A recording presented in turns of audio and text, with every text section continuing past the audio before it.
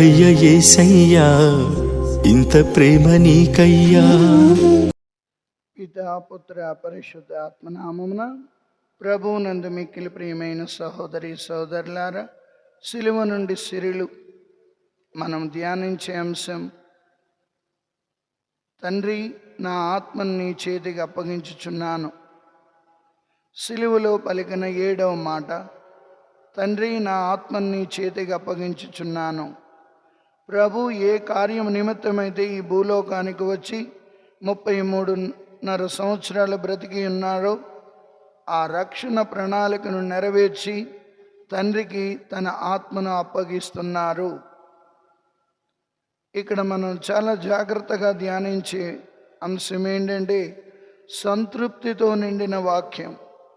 ప్రభు అయిన క్రీస్తు తన ఏ పని మీద ఈ భూలోకానికి వచ్చారో ఆ పనిని నెరవేర్చడానికి సాయశక్తిలా కృషి చేస్తూ తండ్రి చిత్తాన్ని తూచా తప్పకుండా నెరవేర్చిన తనయుడు.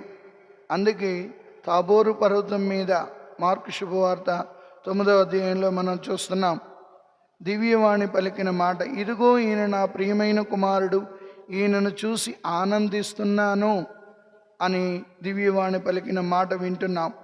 ఎందుకంటే తండ్రి చిత్తము నెరవేర్చడానికి ఆయన వచ్చాడు. పునీత పౌలుడు ఫిలిప్పీలకు రాసిన లేఖ 2వ అధ్యాయము 6వ వచనంలో ఆయన తన దైవత్వమును స్వార్థబుద్ధితో పట్టుకొని వేలాడలేదు, తనను తాను రిక్తుని చేసుకుని సేవకు రూపమున దాల్చెను.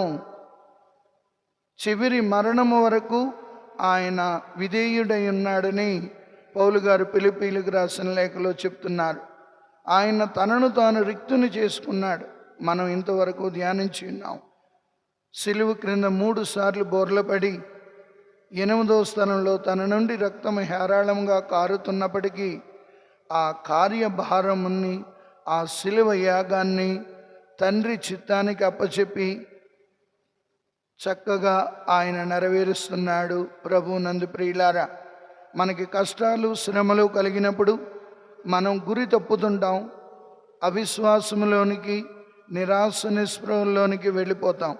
కానీ ప్రభు అయిన క్రీస్తు తండ్రి చిత్తాన్ని నెరవేర్చడానికి రెయ్యింబవళ్ళు కృషి చేస్తున్నారు.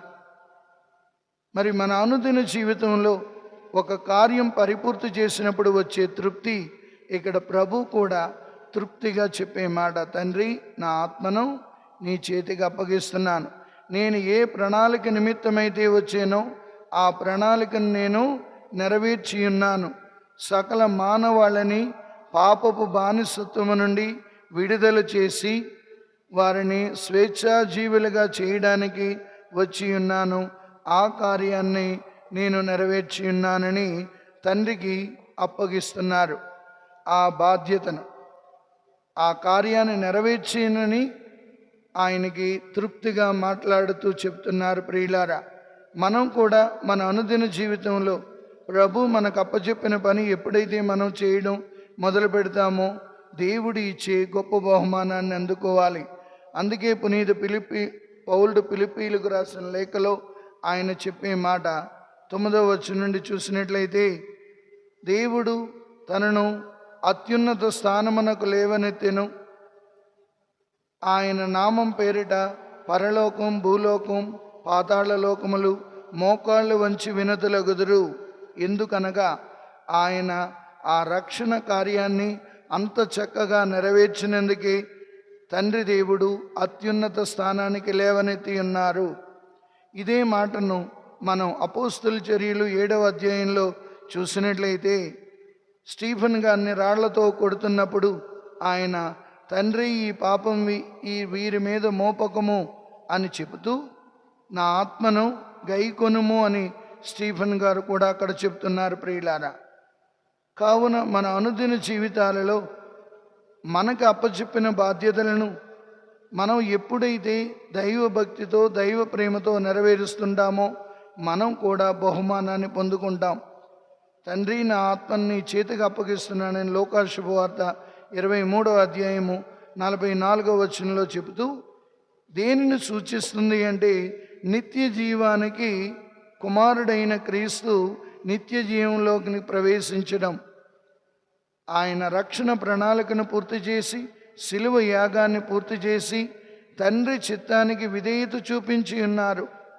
ఆయన అన్ని విధముల మానవ మాత్రుడై ఉండి చివరి శిలువ మరణము వరకు తాను విధేయుడై ఉండెనని పౌలు గారు ఫిలిప్పీయులకు రాసిన లేఖ 2వ అధ్యాయము 9వ వచనంలో మనం చూస్తున్నాం. కావున మనం కూడా విధేయత సమస్త హోమముల కంటే శ్రేష్టమైనది అని 1 సమూయేలు గ్రంథంలో చెప్పినట్లుగా విధేయతకు పరాకాష్ఠ చూపించి ఉన్నారు ప్రభు అయిన క్రీస్తు. మరి ఈరోజు మనకు అప్పచెప్పిన పనులు ఎంతవరకు విధేయత కలిగి దేవుని మీద ప్రేమ కలిగి మనం నెరవేర్చగలుగుతున్నామో ఒక్కసారి ఆత్మావలోకనం చేసుకుందాం. సో 7వ మాట అయినా ఆయన తండ్రి నా ఆత్మని నీ చేతికి అప్పగిస్తున్నాను.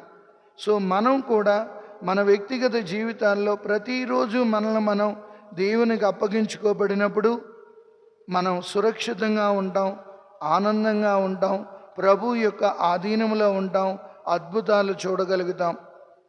ఈ 7వ మాట విశ్రాంతి దినానికి సూచనగా ఉంది. తండ్రి దేవుడు 6 రోజులు, ఆదికాండం 2వ అధ్యాయం 2వ వచనంలో 6 రోజులు పనిచేసి 7వ రోజు విశ్రాంతి తీసుకున్నట్లుగా ఇక్కడ కుమారుడైన క్రీస్తు ఈ 7వ మాట సిలువలో తండ్రి నా ఆత్మని నీ చేతికి అప్పగిస్తున్నానని చెప్పి స్వర్గంలోనికి ప్రవేశించడానికి సిద్ధపడి ఉన్నాడు, ప్రవేశించాడు. మనం కూడా ప్రభు చిత్తాన్ని నెరవేర్చే బిడ్డలుగా, విధేయత చూపించే బిడ్డలుగా మనల్ని ఆశీర్వదించమని ప్రభువుని వేడుకుందాం. ప్రభు దీవెనలు పొందుకుందాం.